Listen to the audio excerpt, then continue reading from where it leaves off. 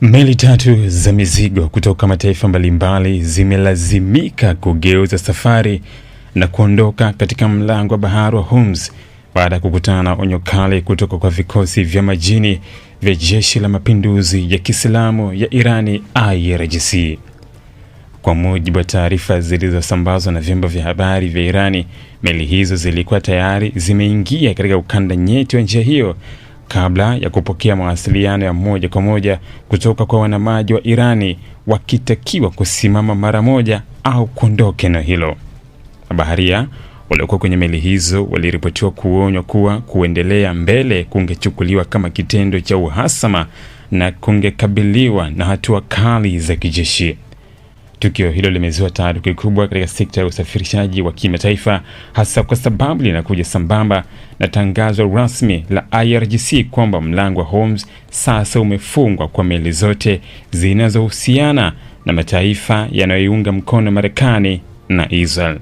Katika tamko hilo, IRGC imesisitiza kuwa hairuhusu tena usafirishaji wa bidhaa kwenda au kutoka bandari za nchi hizo kupitia njia yoyote inayogusa eneo hilo, na kuongeza kuwa vikosi vyake viko tayari kutumia nguvu kulinda uamuzi huo. Mlango wa Hormuz ni moja ya maeneo yenye umuhimu mkubwa zaidi duniani katika biashara ya nishati.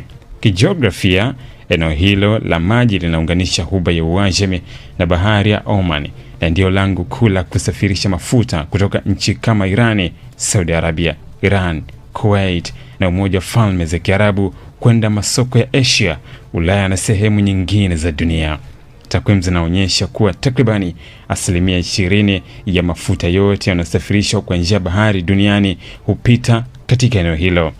Hivyo, tukio la meli tatu tu kuzuiwa tayari limekuwa ishara tosha ya hatari kubwa inayoweza kutokea ikiwa hali itaendelea kuwa mbaya.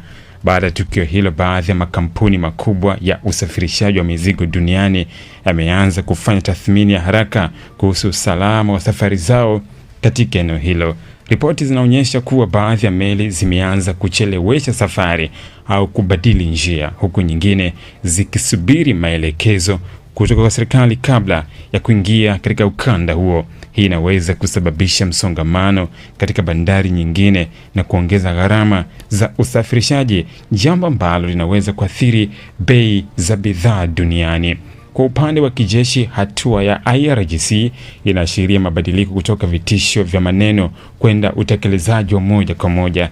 Katika miaka ya nyuma, Irani imewahi kutishia kufunga mlango wa Hormuz, lakini mara nyingi haikuchukua hatua ya wazi kama hii ya kuzuia meli hadharani. Sasa kwa kuanza kugeuza meli tatu, Irani inaonyesha kuwa iko tayari kuchukua hatua kali zaidi kulinda maslahi yake, kwa mujibu wa kile inachokiita uchokozi kutoka Marekani na Israel. Wachambuzi wa usalama wa kimataifa wanaona kuwa hatua hii inaweza kupelekea mgogoro mkubwa wa kijeshi baharini. Marekani kwa muda mrefu imekuwa ikisisitiza sera ya kulinda uhuru wa usafirishaji majini na imekuwa na uwepo mkubwa wa kijeshi katika eneo la Ghuba ya Uajemi kupitia meli zake za kivita. Ikiwa meli zaidi zitaendelea kuzuiwa au kushambuliwa, kuna uwezekano mkubwa wa Marekani na washirika wake kuingilia kati moja kwa moja ili kuhakikisha njia hiyo inabaki wazi.